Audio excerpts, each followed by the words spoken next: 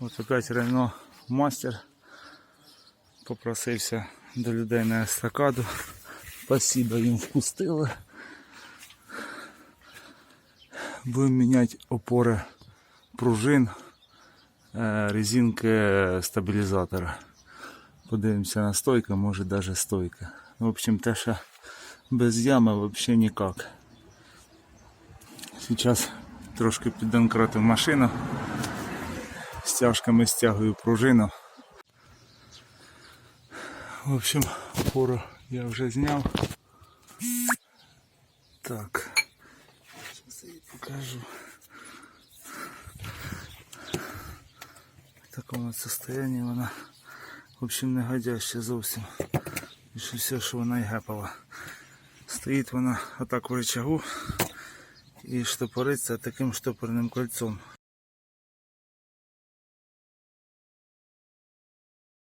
Штопорне кольцо в комплекті нової шарової не йде. Цей рычаг верхній. Ставити сюди, щоб упиралась головка чи люба друга штуковина. Приспускаєте з донкрата, рычаг подається вгору, впирається в кузов. І потім страшним стуком я через трубу молотком і вона вискочила. В общем, зараз подивлюсь на стойку стабілізатора. Ставлю оцю шарову опору для пружини і міняю ці резинки. Вони теж не просто поміняються, два болтика викрутив, вони в розрізі.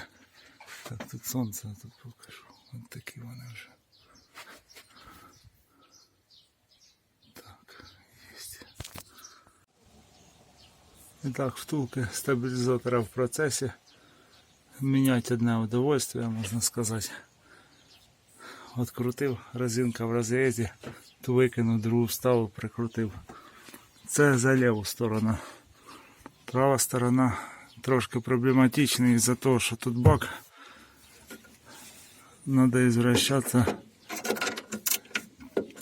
со стороны колеса. Взяв я таку середню трещотку і головка на 16. Открутив, прикрутив. От поки все. Так, поміняв я і цю опору ліву. По пружині видно, що вона просівша дужче, ніж права. В майбутньому треба буде міняти. В общем, про подвеску Renault Master 2. Хто не в курсі, принцип.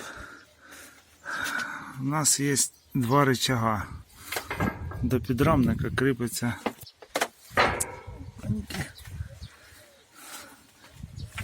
нижній рычаг через два саленблока. Тут шарова. І верхній рычаг. Там до поворотного кулака шарова. Потім один саленблок. Другий саленблок. Пішов рычаг від шарової сюди на опору пружини. І виходить таким образом гасяться удари. Типа каруселька виходить. Так, ці я не міняв. Стойки стабілізатора вроді нормальні. Те резинки більше всього, що ці опори гепали. Отак. Амортизатор. На саленблоку у мене є новий, я, наверное, новий поставлю. Сейчас будем посмотреть. Ну, в общем, включусь, як не забуду, як буду їхати. Так, по задку ще пройдемося, покажу вам. Задок весь як новий. Пластикова вічна ресора, я б сказав би. Дуже умудриться її упороть. Ззаді все просто, балка, ресори. Так, приїхав додому. Поміняв обидва амортизатори ще там на естакаді. Приїхав додому. Поки їхав, звук нікуди не пропав. Тобто проблема була не в тому, що я міняв. Надіюсь, що я знайшов причину. Зараз я трошки покажу. Донкрат. Оп. Я вже трошки розкрутив, вже було не так правдоподобно, але в общем.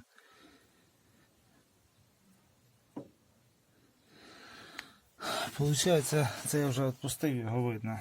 А так нижня шарова її виходить, придавлює і не видно ні люфтов, ніде нічого. Вроді все хорошо. А коли поставив туди донкрат між рычагами, вияснилось, що цей болт не держить шарову. Зараз постараюсь знайти хороший болт, поміняти, затягнути. Подивимося, що з цього вийде. Ну ось, наконець, звук пропав. Причина була, дуже банальна. Наскільки просто, аж неудобно. Поміняв і упори пружин шарові, ті верхні, виходить, реновські. Втулки стабілізатора поміняв. А оказалось, просто-напросто там болт стояв. То ли тоньше це місце, там де шарова іменно должна вжиматися. То ли, ну, в общем, якийсь довгий, хто знає, откуда його вставили.